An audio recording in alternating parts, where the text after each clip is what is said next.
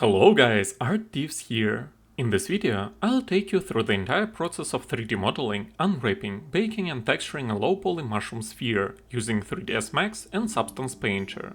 The final project consists of 349 polygons and features a 2K resolution UV map.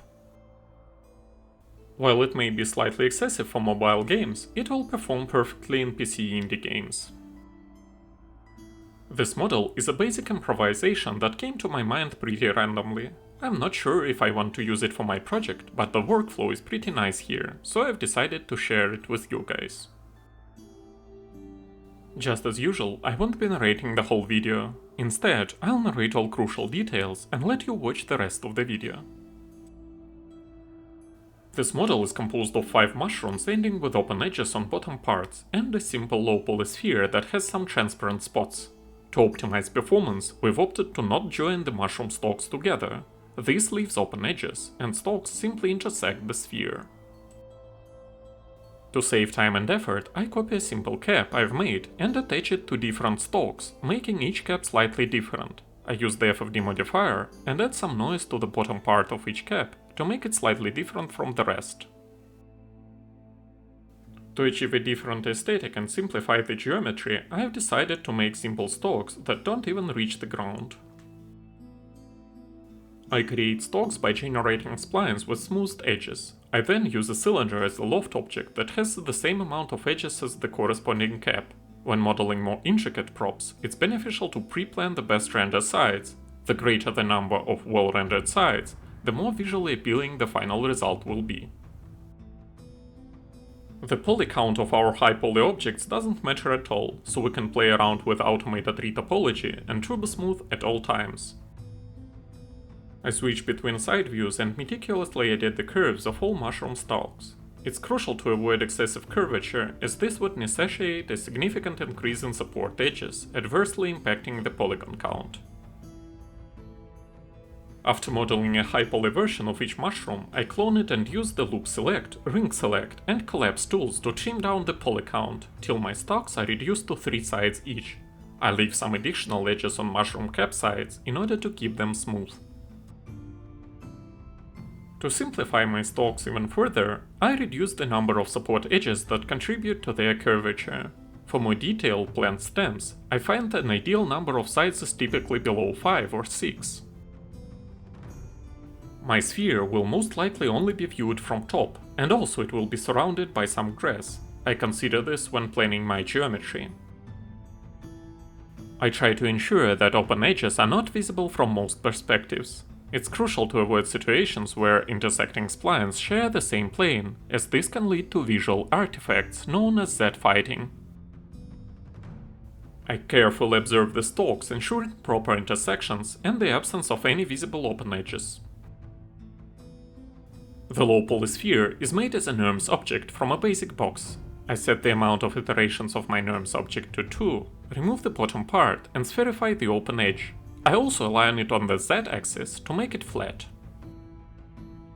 At this point you can also play around with melt and the FFD modifier.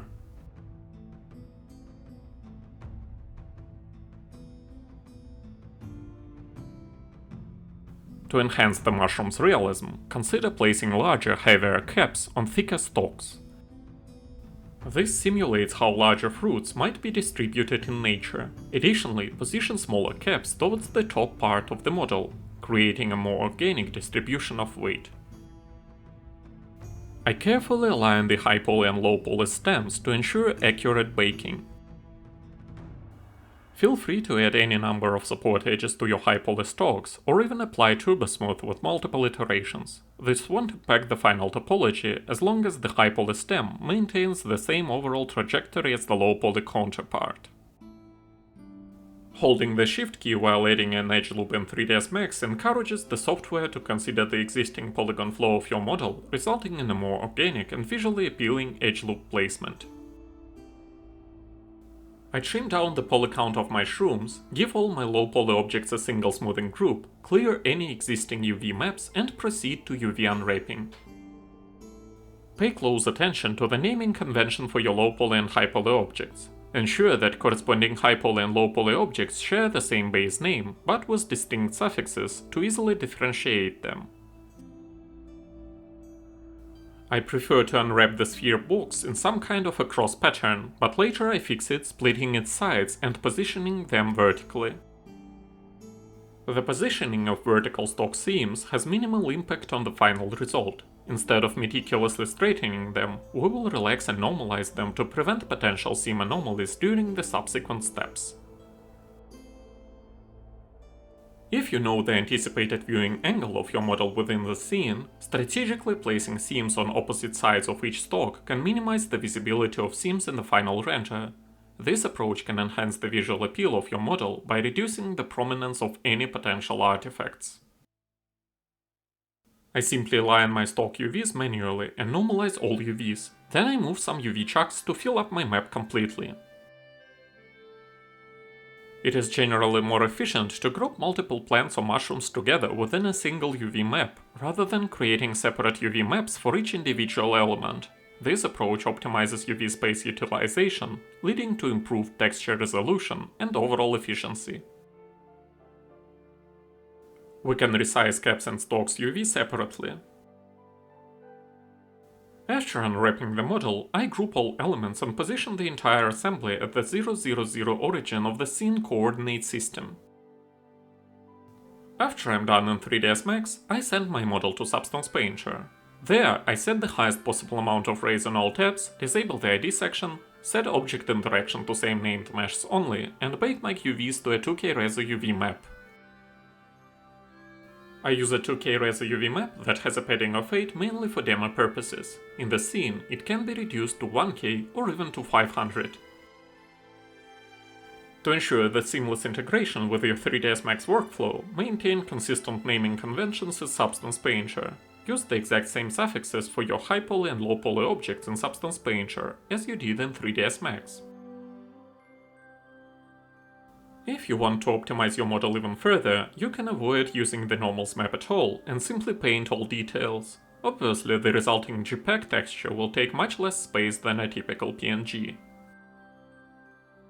The opacity map may be generated as a cutout map in Photoshop by adding a color overlay to your normals map, or it can be created in Substance Painter itself. The organic pattern I use for the sphere is a combination of two masked height data layers, one of which uses the Grunge Map 10 and the other one has Grunge Stains Heavy. I start texturing most organic objects by giving them a preset Creature Skin Green Smooth Smart material. A height data layer only has its height channel, which is raised compared to other layers. In this specific case, normals map might not be crucial for achieving the desired visual outcome. You can potentially apply a grunge map directly to a color fill layer, bypassing the need for normals baking altogether. While this approach can simplify the texturing process, it's important to acknowledge that it will likely require more manual effort and artistic skill in Substance Painter to achieve the same level of detail and realism compared to using baked normal maps. Technically, we could have avoided baking those spherical openings, and then we could have simply painted them with a cutout brush. For this model, I was using a PBR Metal Rough with Alpha Test shader, because the other one messed a little bit with my UV seams. They were clearly visible on the model, which is normally fixed by increasing the dilation, but somehow they remained that way until I changed the shader. You may want to cover all visible UV seams at some point. To do it, you shall create a paint layer, set all of its blending options to pass through, and use the Clone Stamp tool to hide all anomalies. The same approach can easily be used to cover some unnecessary side holes. And this is it. Thanks for watching, guys. I'll stop narrating the video at this point. If my videos are of use to you, please be my guest and subscribe to my channel for more stylized content. And most importantly, have a great day.